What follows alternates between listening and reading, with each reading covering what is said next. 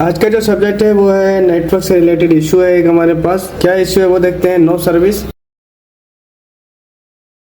आज का जो सब्जेक्ट है वो है नेटवर्क से रिलेटेड इशू है एक हमारे पास। क्या इशू है वो देखते हैं। No service. तो नो सर्विस होने के पीछे कई सारे रीज़न हो सकते हैं, यानी कि इसमें नो सर्विस के अंदर बहुत सारी चीज़ें होती हैं। तो कैसे स्टेप बाय स्टेप करने का वो हम समझते हैं। तो जब भी आपको करना है तो सबसे पहले आप नो सर्विस के केस में ये देखेंगे, ये कोई से भी सेट दिक्कत में आता है तो उसकी प्राइमरी चेकिंग ऐसे ही करना है। स्टार है 06 हैश, जैसे ही मैं हैश डायल करूँगा यहाँ पर तो मुझे IMI मिलना चाहिए। यहाँ पे IMI तो हमें मिल रहा है, ठीक है। एक बात हमने देख ली, अगर IMI नहीं मिलता तो हम इसको IMI को रिपेयर करते हैं, सर्विस सेंटर से रिपेयर करा लेते हैं। IMI मिल गया, अगली चेकिंग क्या है कि सेटिंग में जाएंगे और जाएंगे अबाउट में सिस्टम के अंदर, और यहाँ पर हम ये देखेंगे baseband version. Baseband version is okay, तो बेसबैंड वर्जन भी ओके है, लेकिन फिर भी प्रॉब्लम सॉल्व नहीं हो रही, ठीक है। इसके बाद हम जाएंगे नेटवर्क सेटिंग में कि प्रेफर्ड नेटवर्क में क्या है। यहाँ पे 4G ही सेट रहना चाहिए, तो सेट है।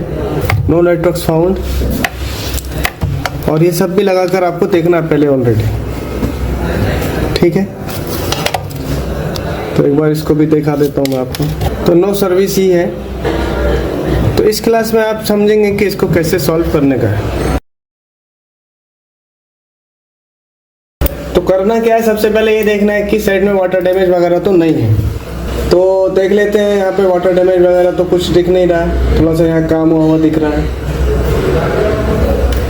ठीक है। कुल मिला के कोई ऐसा खास दिख नहीं रहा। और इसके बाद जो है दूसरे नंबर पे बोला नेटवर्क सेक्शन के रिक्वायर वोल्ट की जगह पर कोल्ड टेस्टिंग करें। ये क्या बात है, ये रिक्वायर वोल्ट कौन से हैं और उनकी जगह पे कोल्ड टेस्टिंग करनी, तो वो आपको बोलने में मिलेगा। रिक्वायर यानी कि जब नेटवर्क का PDF आप खोलेंगे फ़ोन का तो उसमें ये सब दिख रहा है आपको कि ये जो है 4GPA है, ये WTR है, ये 2GPA है, और ये जो है इनको सप्लाई देने वाली IC। तो नेटवर्क सेक्शन आप गौर से देखेंगे तो ये है,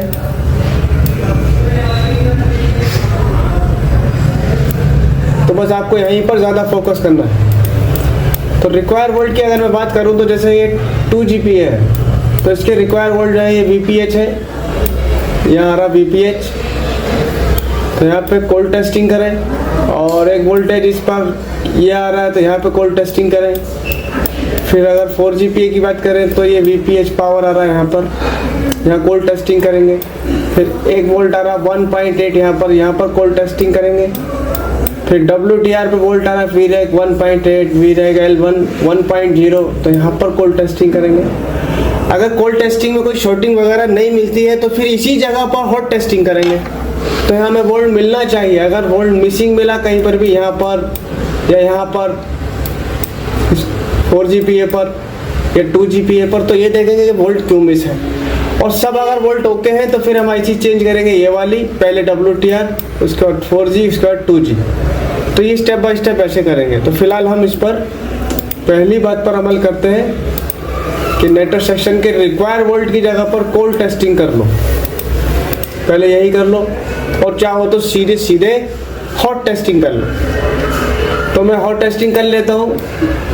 रिक्वायर वोल्ट, नेटवर्क सेक्शन के रिक्वायर वोल्ट चेक कर लेता हूँ, कहीं वोल्ट मिसिंग मिला तो आगे देखेंगे, नहीं अगर सही मिल गया तो फिर IC चेंज करें। तो ये जो रिक्वायर्ड वोल्टेज है वो ये है, ये 4GPA के रिक्वायर वोल्ट कहाँ है वो आप देख लीजिए। तो 2 ये कैपेसिटर जोड़े में लगे हैं, यहाँ पर हमें मिलना चाहिए 3.7 और इसके जस्ट ऊपर मिलना चाहिए 1.8। और ये कब मिलेगा ये बात ध्यान देने की है, शायद चालू कंडीशन में मिलेगा, सिम डला हुआ होना चाहिए।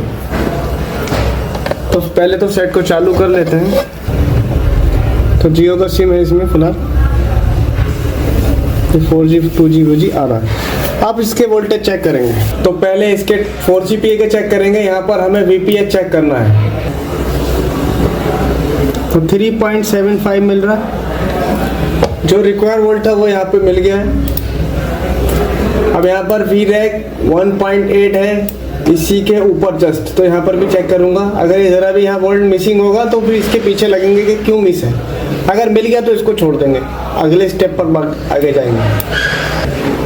तो यहाँ मिलना चाहिए 1.8 मिल रहा है। अब जैसे यहाँ मिलने लगा और यहाँ नहीं मिल रहा है तो ये रजिस्टर ख़राब होगा, और अगर सब जगह मिल रहा है तो ये लाइन ओके होगी। तो ये लाइन ओके, इसके ओके वोल्टेज है। जो वोल्ट इन्होंने दिखाए हैं 2 वोल्ट ही आ रहे हैं इसके ऊपर, तो दोनों वोल्ट मौजूद हैं। फिर अब आ जाते हैं इसके नेटवर्क सेक्शन की दूसरी IC 2G की चेकिंग करने पर। तो यहाँ पर VPH पावर लिखा है, यानी कि इन 2 कैपेसिटर्स पर, और यहाँ इन सब चारों पॉइंट्स पर हमें चेक करना है 1 2 3 4 5।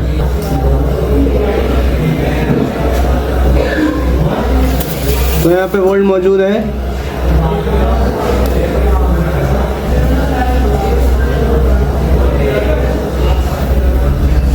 3.79, जहाँ जहाँ चार्ट ने दिखाया वहाँ पर वोल्ट मौजूद है, यानी यहाँ मिल रहा है। फिर अगला वोल्ट है VREG 1.8, वो आ रहा है जस्ट इन दोनों कैपेसिटर के ऊपर और यहाँ पे आ रहा है,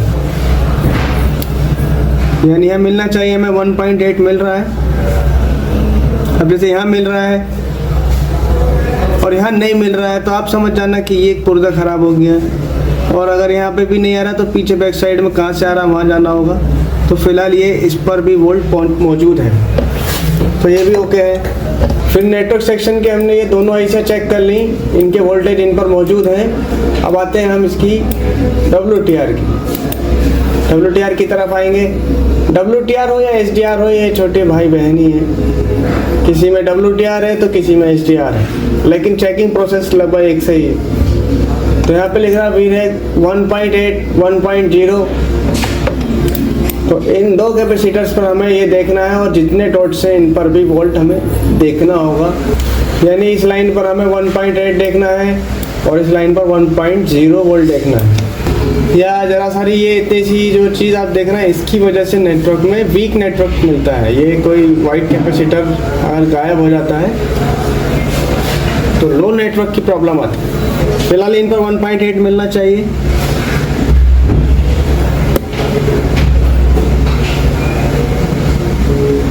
तो मिल नहीं रहा है क्योंकि सेट बंद पड़ा है।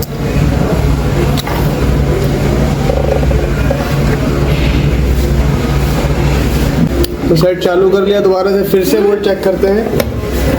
और यहाँ पर वोल्ट चेक करते टाइम आपको ये माइनस वाली लीड हमेशा ग्राउंड पे रखनी है, ये ध्यान रखना है। प्लस कभी नहीं रखनी है ग्राउंड पे, लाल वाली लीड हमेशा प्लस पॉइंट पर लगानी है इस फोन की।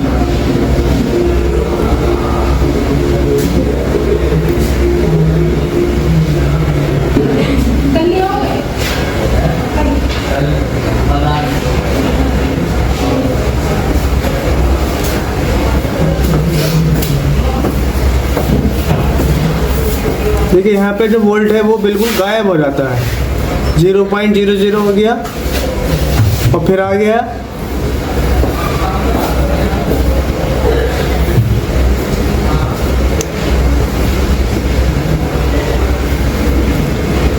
और ये स्टेबल वोल्ट है, एक ही जगह रुका हुआ वोल्ट है। देखिए फिर 0 हो गया। ये 0 जो हो रहा है बहुत देर के नहीं, ये गलत है। तो वोल्ट चेक करने से हमें आइडिया हो रहा है कि ये वोल्ट आ तो रहा है लेकिन भाग जाता है।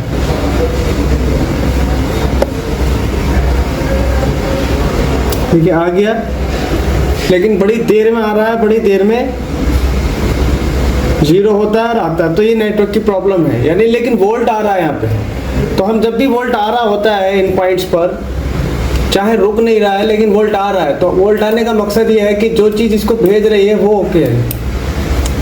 अब यहाँ पे वोल्ट ठहर नहीं पा रहा है, तो यहाँ पे कहीं ना कहीं हाफ शॉर्टिंग वगैरह का सीन है, इस वजह से वो वोल्ट ठहर नहीं पा रहा है। ठीक है, तो हमने मेन बात ये देखी कि हमने WTR के वोल्ट चेक किए, तो यहाँ पर हमें वोल्ट तो मिले हैं लेकिन इनमें स्टेबिलिटी नहीं है, जबकि हमें स्टेबिलिटी मिलनी चाहिए थी वोल्ट पर। ठीक है, और हमने फिर 4GPA के वोल्ट चेक किए तो यहाँ पर स्टेबिलिटी थी, 2GPA तक चेक किए तो यहाँ भी स्टेबिलिटी थी। तो ये वोल्ट तो सारे सही थे, लेकिन यहाँ पर वोल्टों में प्रॉब्लम है। यहाँ पे 2 बातें हो सकती हैं, या तो वोल्ट आ रहे होंगे या नहीं आ रहे होंगे। तो यहाँ पे वोल्ट आ रहा है ऑलरेडी, ठीक है, लेकिन स्टेबल नहीं हो रहा है, तो ये आईसी की प्रॉब्लम है। तो हम इसके आईसी को चेंज कर देते हैं, फिर उसके बाद देखेंगे क्या करना।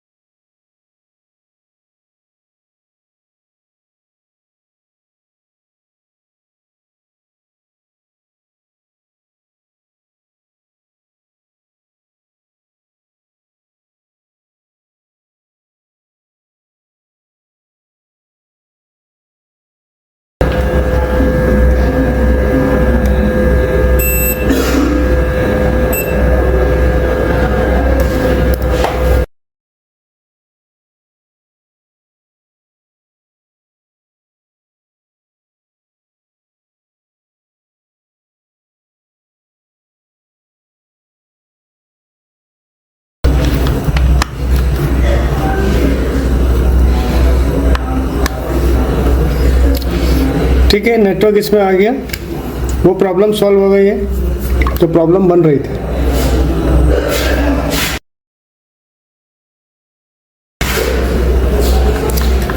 और एक बार मैं आपको वो वोल्ट भी चेक करके दिखा देता हूँ जहाँ पे प्रॉब्लम आ रही थी वोल्टेज में। तो यहाँ पे देखिए वोल्टेज बराबर है, अब 0 नहीं हो रहा है, ठीक है। और यहाँ पर भी आप देखेंगे तो वेरिएशन मिल रहा है। जब ये वेरिएशन मिलता है तो आप समझ जाओ WTR इज ओके। और वेरिएशन नहीं मिल रहा है लेकिन वोल्ट मिल रहा है, तो वोल्ट तो पावर आईसी से आ रहा है, वो तो दे रही है, लेकिन WTR खराब है। इस तरह से आप देख सकते हो कि कैसे प्रॉब्लम सॉल्व होनी। तो सिंपल हमने क्या किया है इसमें, अब मेन बात वो समझने का कि क्या किया हमने। सिंपल सी बात है, हमने नेटवर्क सिलेक्शन को, इसको नेटवर्क PDF को खोला और नेटवर्क सेक्शन में आ गए, ठीक है। और जब हमने एक एक आईसी की रिक्वायरमेंट वोल्टेज चेक की, जैसे VPH और VREG, तो यहाँ पर हमें वोल्ट ओके मिले। फिर हमने इस वाले आईसी को चेक किया VPH पावर 2GPA पर और VREG 1.8, तो ये भी वोल्ट हमें मिल गया था। लेकिन जब हमने WTR का वोल्टेज चेकअप किया तो यहाँ पर हमें वोल्टेज में गड़बड़ मिली। यहाँ पर क्या हो रहा था, ये वोल्टेज बहुत 0 हो जाता था बहुत देर के लिए, जबकि ये 0 होना नहीं चाहिए। अगर हो तो एकदम से 0 होते ही फिर से चालू हो जाना चाहिए, जबकि ये यहाँ पर कम से कम 1 सेकेंड तक 0 हो रहा था। तो हमने यहाँ से देख लिया कि फॉल्ट है यहाँ पर। तो यहाँ पे कई बातें आपके सामने आएंगी, या तो वोल्ट मिलेंगे ही नहीं, अगर वोल्ट नहीं मिले तो शॉर्ट वगैरह होगा, ठीक है, या ये आईसी खराब होगी। और अगर यहाँ वोल्ट नहीं बन रहा है, यहाँ बन रहा है, मान लीजिए आपने देखा वोल्ट यहाँ पे बन ही नहीं रहा है, तो आप फिर इसके अगले पॉइंट पर चेक करो। यहाँ पर अगर यहाँ पे भी नहीं बन रहा है तो आप इसको, सोर्स कहाँ है इसका, तो इसका जो सोर्स है फिर वो ये आईसी, तो इससे प्रॉब्लम है, ठीक है। अगर यहाँ पर VPH नहीं बन रहा है तो फिर प्रॉब्लम VPH जहाँ से आ रहा है वहाँ से है। तो फिर आप यहाँ से इसके ये सोर्स देखोगे कि कहाँ से आ रहा है, तो फिर ये यहाँ से आ रहा है चार्जिंग आईसी से, तो यहाँ से जंपर मारो। और अगर WTR पे यहाँ वोल्ट नहीं मिलता, यानी कि देखिए दोनों वोल्ट अगर नहीं मिलते, ठीक है, तो ये प्रॉब्लम जो होती है पावर की नहीं है, ये ध्यान रखने की बात है। अगर दोनों वोल्ट मिसिंग है तो इसमें SD और SCA लाइन की प्रॉब्लम है। और अगर यहाँ वोल्ट आ रहा है लेकिन स्टेबल है, कन्वर्टी नहीं हो रहा है, या बहुत बार 0 हो जाते हैं, तो ये आईसी चेंज कर दें। जब ये तुम्हें 4, 5, 6 जितने भी वोल्ट हैं मिल जाए तो समझ लेना आईसियाँ उतार के देखनी है आपको बदल कर।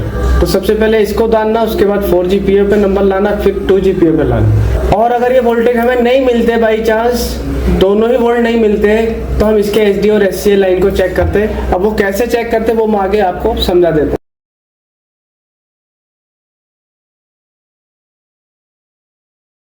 अब हम बात करेंगे कि ये कोर्स किन लोगों के लिए डिज़ाइन है। तो ये कोर्स खास तौर पर उन लोगों के लिए डिज़ाइन है जो थोड़ी रिपेयरिंग जानते हैं, स्पीकर, माइक, फोल्डर वगैरह लगा लेते हैं, लेकिन वो PCB लेवल पर काम नहीं कर पाते हैं और सीखना चाहते हैं, या YouTube पर देखकर थोड़ी बहुत रिपेयरिंग कर लेते हैं, या किसी शॉप पर रिपेयरिंग सीखे हैं परंतु उनको फॉल्ट रिपेयर करने में असुविधा होती है, ठीक है। तो ये सब चीज़ें इसमें रहने वाली हैं।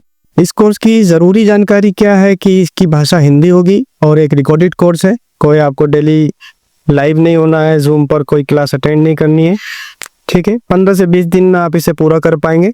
और लेवल ये एक इंटरमीडिएट लेवल का कोर्स है। वो डेमो देखकर आपको अंदाज़ा हो जाएगा कि किस लेवल का ये कोर्स है।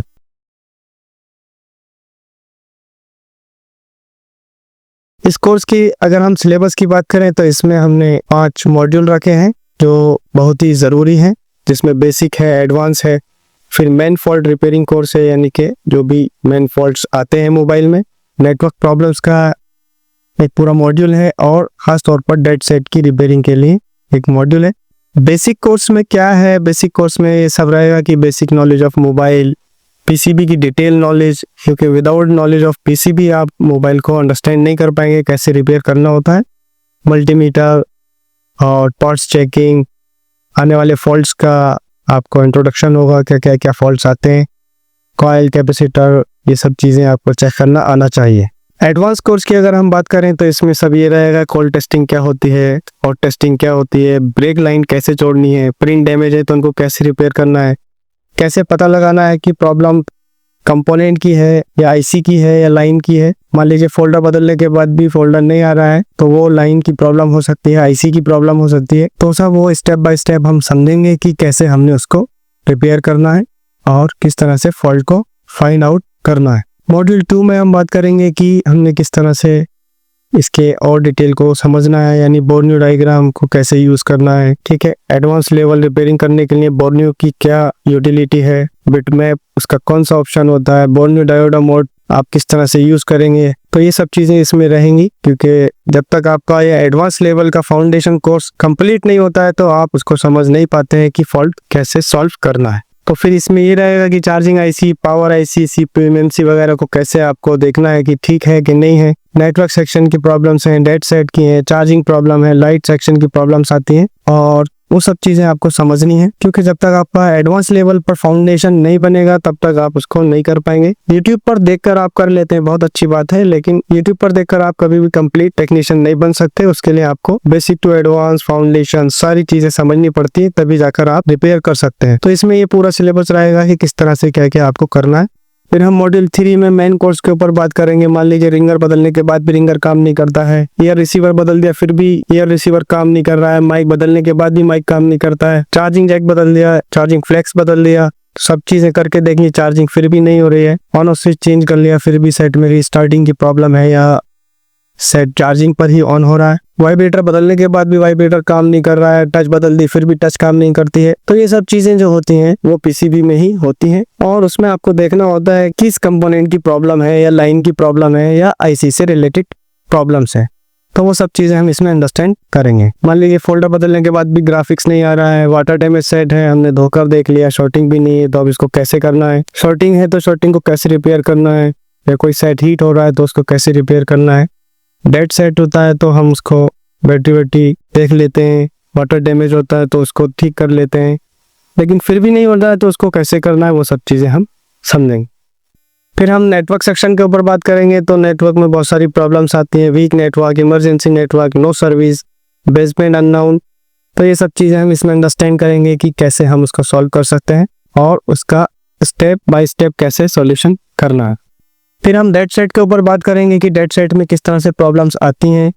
मान लीजिए बैटरी भी ओके है, शॉर्टिंग भी नहीं है और वाटर डैमेज भी नहीं है, तो अब प्रॉब्लम समझ के बाहर हो जाती है कि किस आईसी की प्रॉब्लम हो सकती है। मान लीजिए प्रॉब्लम तो है पावर आईसी की, हम चार्जिंग आईसी चेंज करते हैं, या प्रॉब्लम है पावर आईसी की, हम एमएमसी को रिबॉल या रिप्लेस करते हैं। तो वो सब चीज़ें आपको इसमें आइडिया हो जाएगा कि कब आपको किस आईसी पर काम करना है। तो डेड सेट रिपेयर करने के लिए आपको बहुत सारी चीज़ों की ज़रूरत पड़ती है। यूएसबी टेस्टर की सही नॉलेज होनी चाहिए, डीसी सप्लाई की आपको करेक्ट नॉलेज होनी चाहिए कि किस रीडिंग पर क्या फॉल्ट बन रहा होगा, ठीक है। और फिर आपको ये पता करना होगा कि प्रॉब्लम सीपीयू से है, एमएमसी से है, कंप्यूटर से कैसे पता कर सकते हैं किस आईसी की प्रॉब्लम होती है, या प्रॉब्लम सॉफ्टवेयर की है कि हार्डवेयर की है। तो ये सब चीज़ें इसमें रहेंगी। फिर इसमें हम डेड सेट को स्कीमेटिक के हेल्प से कैसे चेक कर सकते हैं, वो सब चीज़ें इसमें हैं। पीसीबी में बहुत सारे टेस्ट पॉइंट्स होते हैं जिनके द्वारा आप देख सकते हैं कि कौन सी आईसी वर्किंग में है और कौन सी आईसी वर्क नहीं कर रही है। तो वो सब चीज़ें इसमें रहने वाली हैं, यानी कि जब भी कोई डेड आता है तो कैसे पता करें कि प्रॉब्लम कहाँ से है, वो सब चीज़ें इसमें है।